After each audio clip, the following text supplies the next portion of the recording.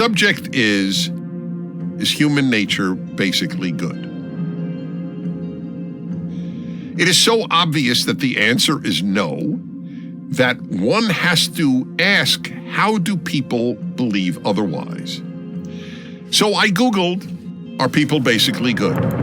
This is on the front page of the results on Google with the search, are people basically good? Scientific American. Scientists probe human nature and discover. CNN breaking news alert. People are inherently good and nonviolent. Really? People are inherently good and nonviolent? Psychology Today. Are humans naturally good or intrinsically evil? No one can ignore evidence of actual evil in the world, but that does not compel us to see human beings as naturally depraved. BBC reports, are we naturally good or bad? Ingenious experiments, they must have been ingenious, I'll say that, carried out at Yale University, looked at babies' minds. Their results suggest that even the youngest humans have a sense of right and wrong, and furthermore, an instinct to prefer good over evil. To prefer good over evil means that you have to be aware of both, and you have to be tempted toward the evil in order for the good to prevail. How do you do that with a baby? So if babies are so good, how come so many turn out so rotten? So you'll say environment, but that's ridiculous. Who made them rotten? And who made them rotten until you go back to the first baby? Somebody chose to be rotten at some point. The idea that babies are bad is stupid. The idea that babies are naturally good is stupid. But as Orwell said, some things are so stupid, only an intellectual can believe it. But let me make it clear at the outset. I have never said, nor do I believe, that human nature is essentially evil. I don't think we're innately evil, but we're certainly not innately good. Now, this doesn't mean that people are basically bad. We are born with real potential to do good. If people were basically evil, then it would be absurd to appeal to goodness, right? There is too much good in the world that if we were really basically evil, why would we engage? Why would people engage in such good? But of course, the opposite is equally true. If we're basically good, how do you explain all the terrible things that people have done?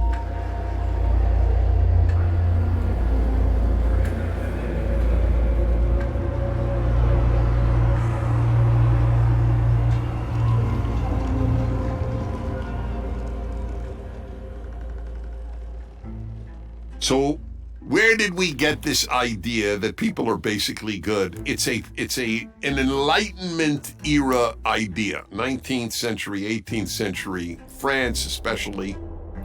And one thinker in particular, and that is Rousseau. Jean-Jacques Rousseau, he said, people are basically good, and then society corrupts us. But here's the fun part. Rousseau was a bad guy. That is the irony of ironies. Rousseau is the pillar upon which the idea that people are basically good stands, but he was pretty rotten. The guy had 5 children with women he was not married to, which is not here or there in those days. Nevertheless, he didn't care for one of them. Our basically good man, Rousseau, did not take care of any of the 5 children he conceived. So listen to this. When a friend he greatly respected purchased for him a ticket to an opera, Rousseau snuck away during the commotion in the lobby of the amphitheater, ran back to the box office, and refunded the ticket. He took the money and ran. Of the incident, he wrote, quote, "There are moments when a man is seized by a sort of madness and should not be judged by his actions." Oh, there are more examples of what a rotten guy he was. When he was a tween, he urinated in a neighbor's kettle. Looking back on the incident as an adult, Rousseau wrote, the memory still makes me laugh. And then finally, Rousseau abandoned a friend in the middle of the street after the friend had a seizure. Quote, he was abandoned by the one friend on whom he ought to have been able to count. This is what Rousseau wrote. Did the friend die? Rousseau didn't even stick around to find out. The ability of people to fool themselves about themselves is infinite. So here was a pretty rotten guy, but I have a good nature. I'm basically good. So are people basically good? The evidence is so overwhelming, given the amount of cruelty in history. You name the evil and I'll just show you how ubiquitous, how common it is. Slavery, for example. Every civilization of which we are aware had slavery. We talk about it in terms of Europeans enslaving Africans. Africans had slaves of other Africans. Vast amount of it. And Muslims had vast numbers of slaves, Africans and whites. In China, in Asia, Central America, and everywhere. Owning other people was the norm. It was the norm in Greece, where you have some of the greatest thinkers about the human situation who ever lived. They didn't have a moral problem with slavery. It's just built into people. I own you. If I'm stronger than you, I own you. And what about the gladiator games? People attended the gladiator games to sit in Rome in the great Colosseum and watch people tortured to death, eaten alive by animals, women raped by hyenas, people burned alive, gladiators fighting one another to the death, and people cheering themselves, going crazy and loving it. What were these people? Basically good people who somehow figured out a way of undoing their nature? Now you'll say, well, that's ancient history. So what? It's still human nature. Human nature is human nature. Times change, cultures change, hopefully sometimes improve, but human nature doesn't change. And of course, in just the 20th century, the bloodiest century in recorded history, just communists alone butchered 100 million people, non-combatants. And Hitler, and the Nazis, the Germans, and their Holocaust. 6 million Jews, men, women, babies. And what about the medical experiments that Nazi doctors performed on Jews and others in the concentration camps? Medical experiments on people without an anesthetic. What about the comfort women in Korea? The mass, every day, the mass number of rapes by Japanese soldiers of Korean women who were captured when the Japanese captured Korea. Perhaps my most effective example, though, is not even vis-a-vis human beings, treatment of human beings, but actually treatment of animals. Because you could argue with human beings, well, you know, people stuff is complex. But with animals, it's just pure sadism. Let me give you a couple of examples.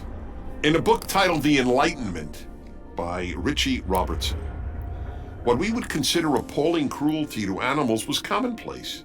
Cats were burned alive at festivals to entertain the public with their wailing. The atheist priest Jean Meslier reports with horror how peasants attach live cats to the top of an upright pole and light a fire at its base, quote, to have the pleasure of seeing the violent movements and hearing the frightful cries that these poor unfortunate beasts are forced to make because of the savagery of the tortures. So how do you explain that? Watching animals suffer, bringing you pleasure? How do you explain that if we're basically good? These are not aberrations, these stories. In Saxony in Germany, a favorite amusement was fox tossing, in which a fox was tossed in a blanket until it died. Usually in the palace courtyard with the prince, ladies and gentlemen looking on. How's this one I picked up? Goose pulling. This was in practice all over Europe and came to North America, 17th to 19th centuries. The sport involved fastening a live goose with a well-greased head so your hand would slip to a rope or pole that was stretched across a road. A man riding on a horseback at full gallop would attempt to grab the bird by the neck in order to pull the head off. Look, all I could do is go on and on and on and on and on. There is good in human beings. If we didn't see reality, we wouldn't see the good that exists too. But the bad is so ubiquitous that to believe that we're basically good, okay, that doesn't make sense. So here's the question: why do people believe what is patently false? People who believe that people are basically good want to believe it. Because if people aren't basically good, whoa, that means we blame people for evil. That means we blame ourselves. And people don't like blaming themselves for the wrong they do. In other words, in a nutshell, people believe what they want to believe. And they want to believe that people are basically good. And of course, and this might be the biggest reason for why people want to believe that people are basically good, because they want to believe it about themselves. There's another reason as well why people want to believe, because I am convinced if we're not basically good, the argument for a God is necessary. If we're not basically good, it makes the case for religious morality that much more compelling. Yeah, you're not basically good, so here are 10 commandments to make you a better person. And they come from God, at least according to those who believe it. That's a big deal. But if we're basically good, we don't need a God. And we live in a radically secular age, and people don't want to believe that we need a God. There's no question there is a religious basis, or if you will, anti-religious basis, for the belief that people are basically good.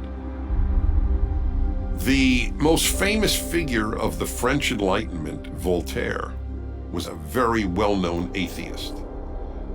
But he said the following, for which he is fairly famous.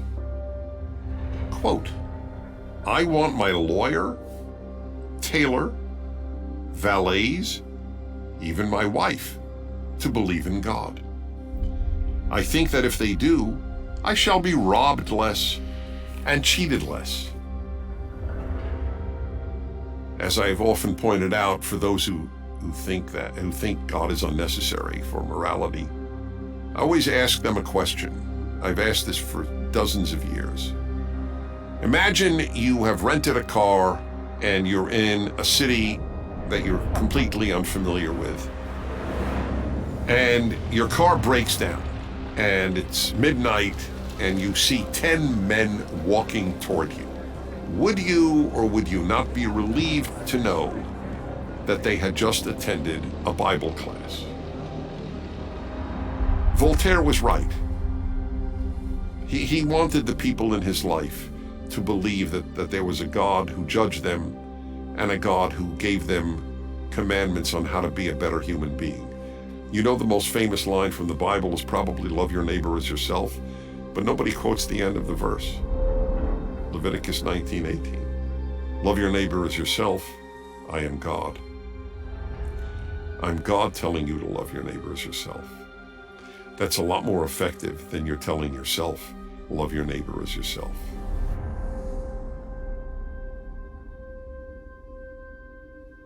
So what are the problems caused by the belief that people are basically good?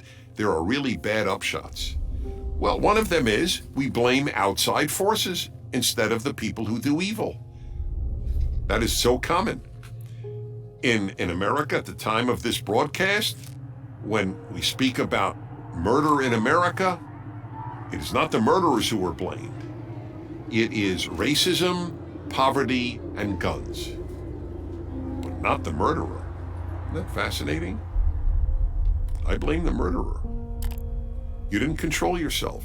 You have a malfunctioning conscience. That's it. End of issue. You are the reason. People go to therapy today, and the therapists are frequently cohorts or conspirators with the patient in blaming their parents. You are not responsible for your irresponsible behavior. Your parents and upbringing are. Now, this is not to say that parents and upbringing have no effect on us. That would be silly. But the whole point of being an adult is that you control yourself, and you are no longer just the product of your parents. Another one is the denial of evil. If good is natural, then bad must be unnatural or sick. I would say since World War II, people have used evil much, much less to describe evil behavior. In fact, overwhelmingly, it's called sick. But what if evil isn't sick? Some evil, I would acknowledge, is sick. But is all evil sick? If so, then a big chunk of humanity is sick. But that's what we now call it, sick. We don't want to make a moral judgment. People don't want to make moral judgments with regard to real evil. They may make moral judgments about other things, but about real evil, they tend not to. It's a very interesting development, and certainly they don't want, as I said, to be judged themselves. Well, if they're not judging anybody else, and it's just sick, then you can't be judged. That's a relief.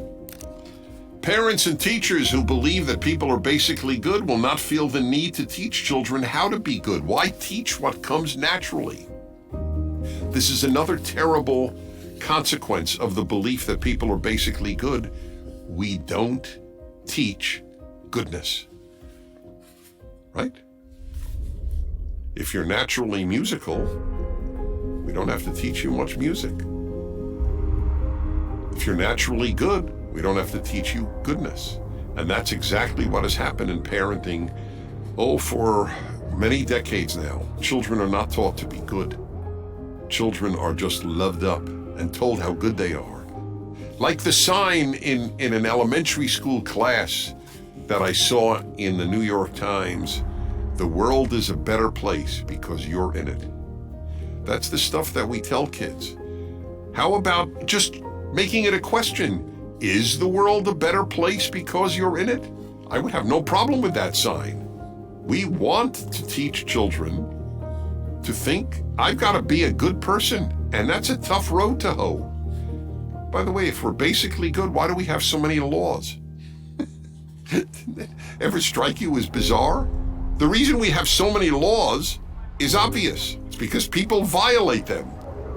As I've often said, which would be the safer road? One road says speed limit and gives a number.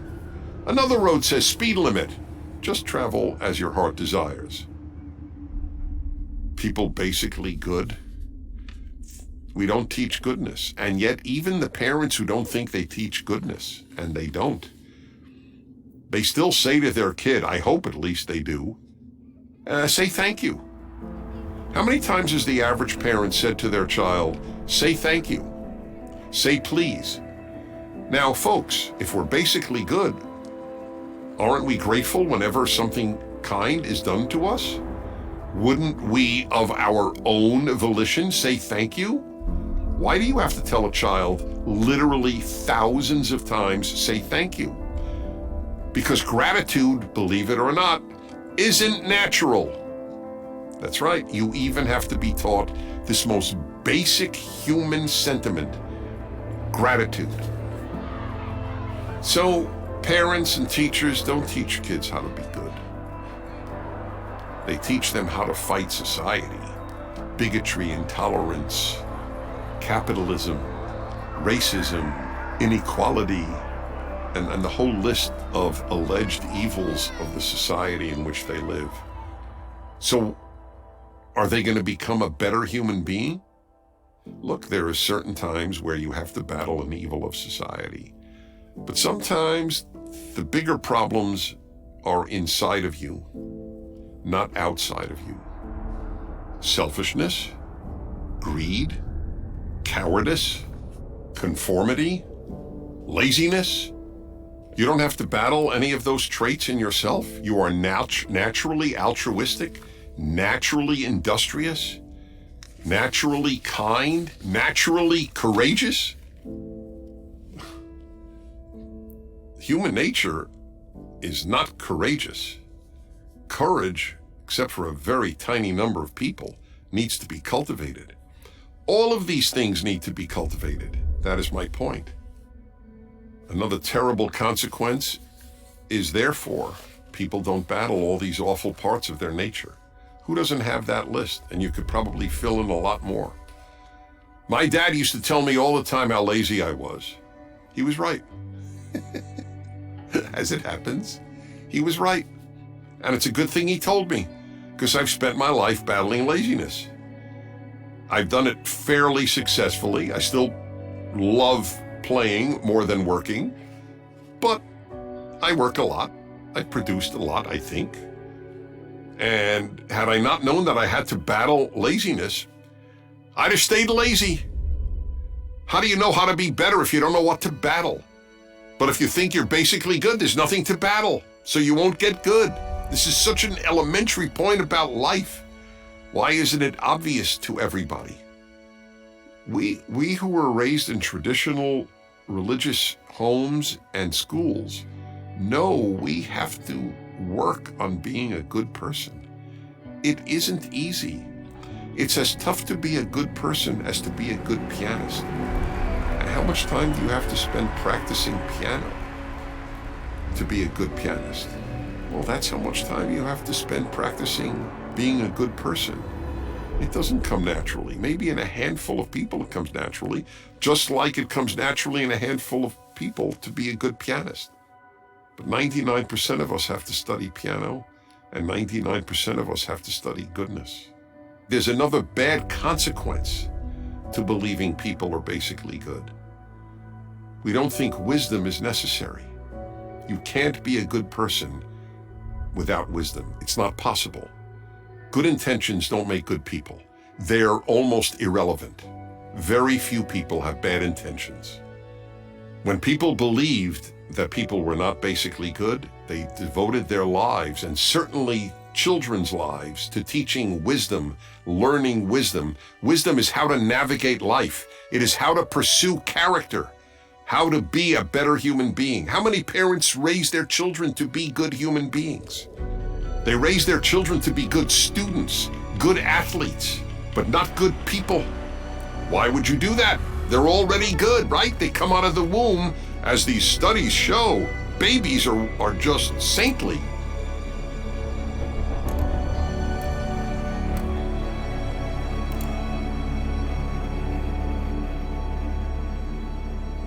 So how many kids are taught to battle their natures and be a better human being?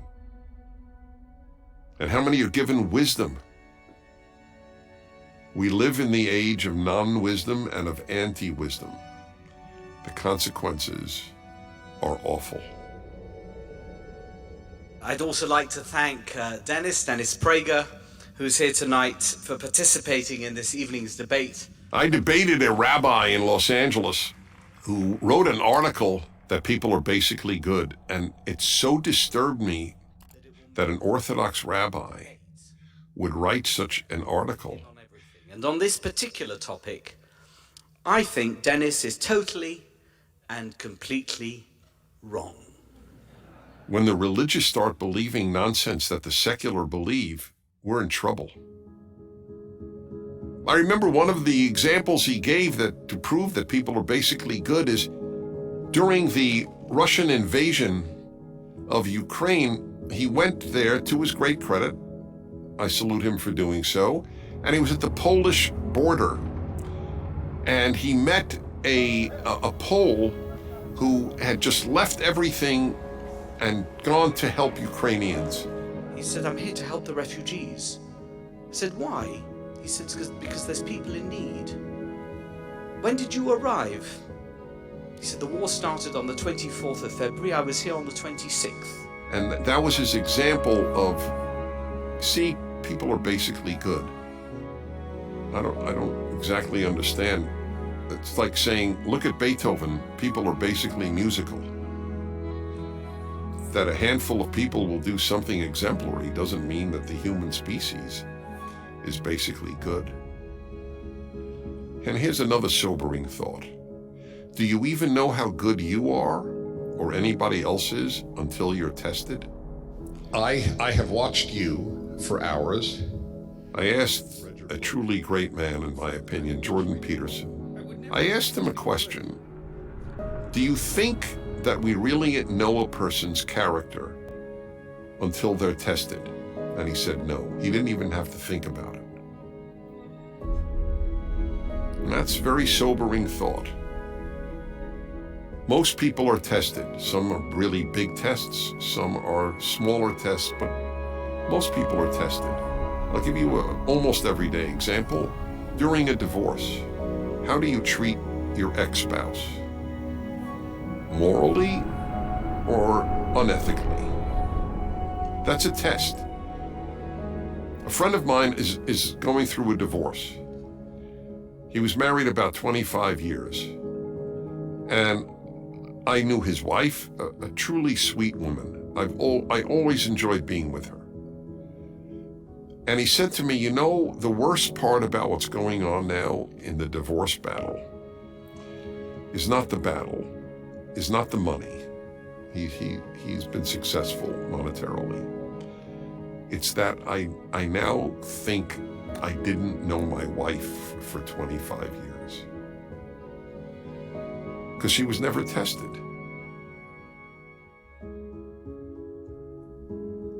You got to work on your character. It's like you got to work out to have a fit body.